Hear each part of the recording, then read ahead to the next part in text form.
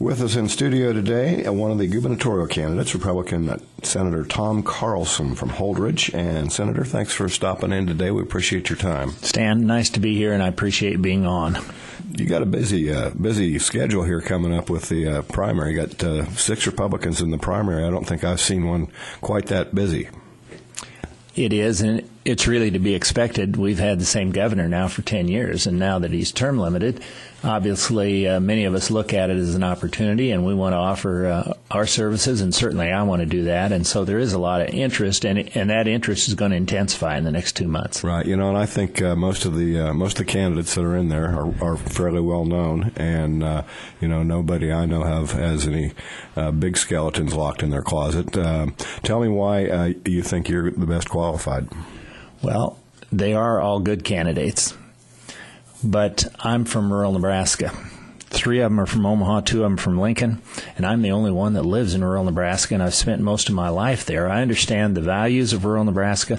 I understand what the economic concerns are, and when we get talking about agriculture and the challenges that are there and how important water is, I'm the one that can be in a position to move forward on those things. Because you're out there. Right. Yeah. Well, it makes a big difference whether you're living in Omaha or in Holdridge. There's quite a bit of difference there, without a doubt. Well, it is. And then what I've done in the legislature in regard to those things over the last 8 years, I think that experience is meaningful. Yeah. Now you're on the Natural Resources Committee, and you also chaired another committee before this one. Which one was that? Well, I chaired the Ag Committee for 4 years, and of course that's our number one industry. Right. But water's the lifeblood of agriculture. Yeah. I gave up that spot to run for the chair of the Natural Resources Committee, and I could have lost. Then I'd have been out in the cold. But I didn't. My colleagues elected me, so I've been elected to committee chairs 3 times in my time in the legislature, which I think demonstrates what my leadership qualities are. Now, of course, water is a big issue, especially with you. I know you've talked about it many, many times. You've proposed finding $50 million a year starting in 2015 to set the water situation straight. That seems like a lot of money to people, but I guess $50 million a year isn't that much if you're talking about the lifeblood of the country. Well, it really isn't. And the Ogallala Aquifer and our supply of water is the envy of every other state in the union. We have 66% of the Ogallala Aquifer under Nebraska, and that's a wonderful treasure. It's the most valuable natural resource other than our people in the state of Nebraska, and we better do what we can to manage that well and protect it. Absolutely. Now, let's talk about taxes just a little bit here. Of course, everybody's up in arms. They want their property taxes cut. They'd like to have their income taxes cut. Where do you stand on these issues? Well, my wife Margot and I have visited all 93 counties between August 1st and December 19th.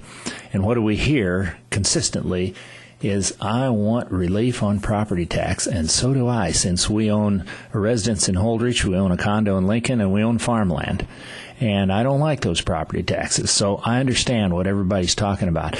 Interestingly enough, at the same time that they're asking for relief, they're not saying, and cut the amount of money we're spending on education. Well, education is funded by property tax, sales tax, and income tax. But right now, about 55% of K-12 education is paid for with property tax. That's too high. And we need to get that down to 50% or 45%. But if we took it to 50%, then that would make a difference of about $50 million, which would need to be picked up by sales and income tax because people aren't saying cut education.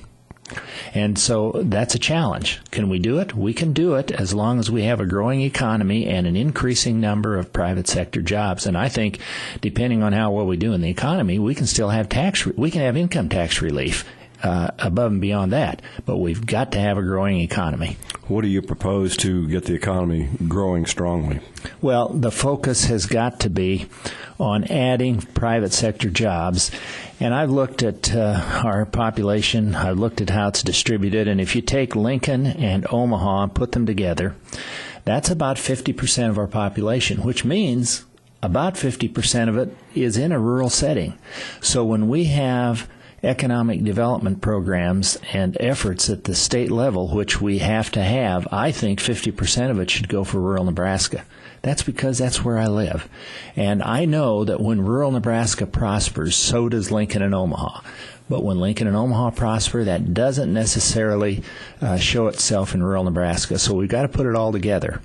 And I don't think anybody in Lincoln and Omaha would argue when rural Nebraska prospers, they do too. Mm-hmm. I think you're probably absolutely right about that, because rural Nebraska is Nebraska, regardless of the fact that 50% of the population's in Lincoln and Omaha. Well, that's right. And you know, when Fairbury prospers, people go to Lincoln and Omaha and they spend money there. Yeah. But not a lot of people from Lincoln or Omaha come to Fairbury to spend money. So it's got to work out in a balanced fashion. Yeah, absolutely. Well, Senator, it's been great talking with you this morning, and wish you the best of luck in the primaries. And if you get past that in the race, I know there's only one Democrat running, but nonetheless, he'll be there. And I've spoken with him this year already, and it seems like a really great guy. And I'm looking forward to seeing what happens in the primaries. Well, I'll tell you, last week we had a forum in Lincoln, and Chuck Hasbrook was there along with all the rest of us. And I made the public statement that Chuck's a nice guy, and I can work with him, but I'd certainly rather have it being with me as governor. And so I would just say this, that as people get closer to the election, remember that Tom Carlson is the only candidate on the Republican side that lives in rural Nebraska, and I've been there most of my life. I understand what the issues are, and I would love to serve everyone as governor of this state. Thank you, sir. Appreciate your time. Okay. Thank you.